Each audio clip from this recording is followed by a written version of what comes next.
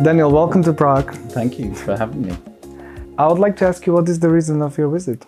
Well, I'm in Prague because Westfield is holding a sustainable, I guess it's a marketplace. So I've come to do a talk on sustainability and to inform people. I'm sure many people know about sustainability already, but to maybe talk about what sustainable fashion is or how it could be, or maybe throw some ideas out there.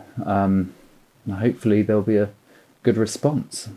Because with Westfield, you have a little relationship from London, I think. What was it that you did in London? Oh, there was just, it was Naomi Campbell's Fashion for Relief pop-up shop there. So I was part of, I opened her show and went there to support her.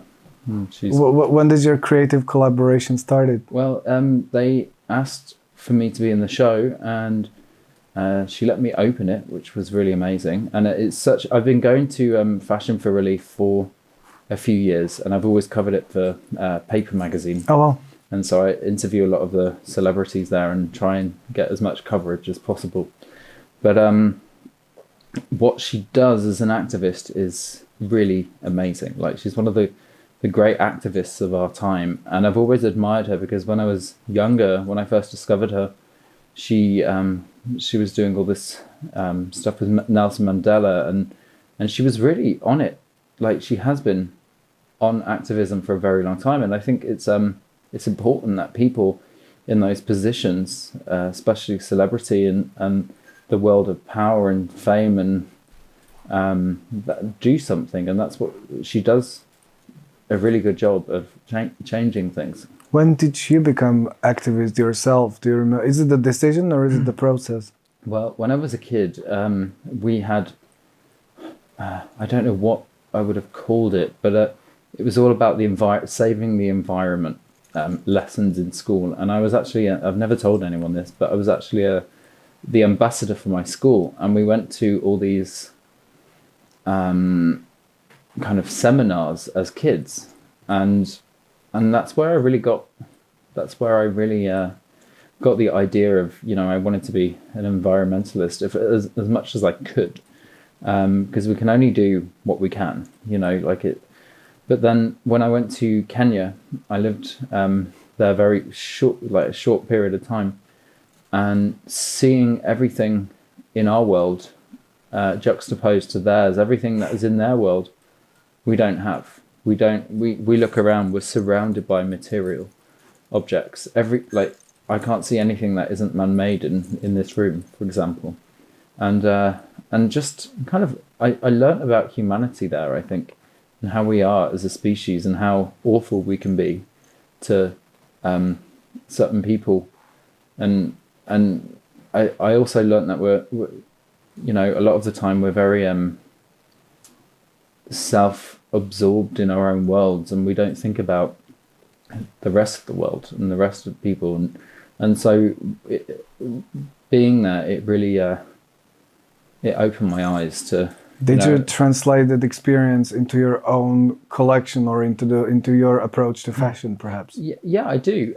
I do, especially my exhibition.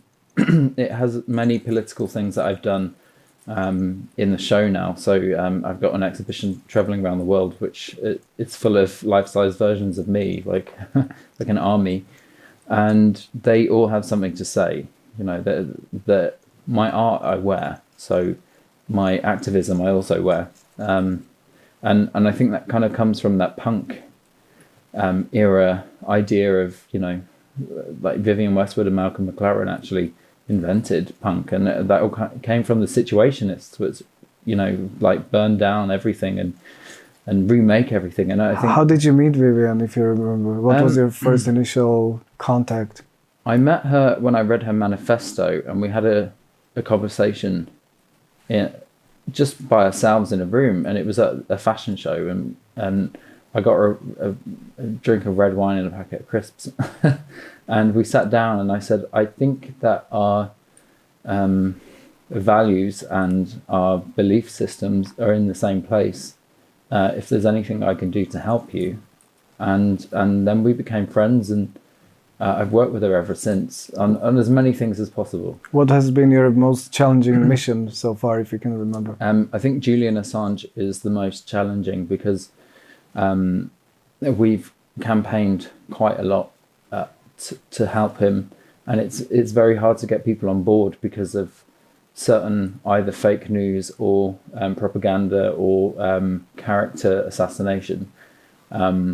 So this is a thing that we all need to worry about because it's about freedom of speech, and once the journalists are gagged, no one has a chance of freedom, and if he's extradited, for example, he will be sent to America, and all journalists around the world will then be accountable for their words, and also it will set a precedent that they would be extradited for writing an article or releasing information. So I think that's something that we both really stand together on, and it's more or less me, her, and Pamela Anderson. You mentioned you were reporting for a magazine. What was your journalistic ambition so far? What publications did you freelance or collaborate for? I mean, just ID and Pop magazine, but I also worked at Vogue years ago and Pop. Yeah, Vogue, Pop, and Paper. Lately, your biggest success or achievement, I consider, was the collaboration with Swarovski and Royal Opera House. Could you elaborate how this partnership was born and how was it executed? It was the head of the English National Opera came to me, Daniel Kramer, and he had seen my work, and I'd been going to the opera with all sorts of people like David LaChapelle and Pamela Anderson and all these interesting people, and I thought they'd call me in to actually do they wanted me to help them with PR. And he sat me down and he said, I want you to do an opera. And I'm like, this is a dream come true. I'd love to do this. What's your next big thing on your agenda? I think traveling with this exhibition it's going to take a lot of my time up. But I love traveling the world and seeing new places and really exploring the cultures and meeting new people. And what is your expectation from Prague, from this trip? We are at the beginning. So we're at the beginning, but it's so beautiful here, and I've seen some really good art here, and just on amazing statues and architecture, and it's so gorgeous. What's the biggest message in terms of sustainable fashion that you would like to channel and transmit to Czech audience?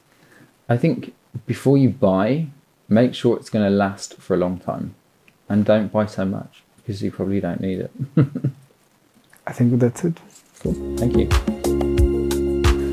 Hello, I'm Daniel Lismore, and I have a top fashion hint for you. Think sustainably before you buy.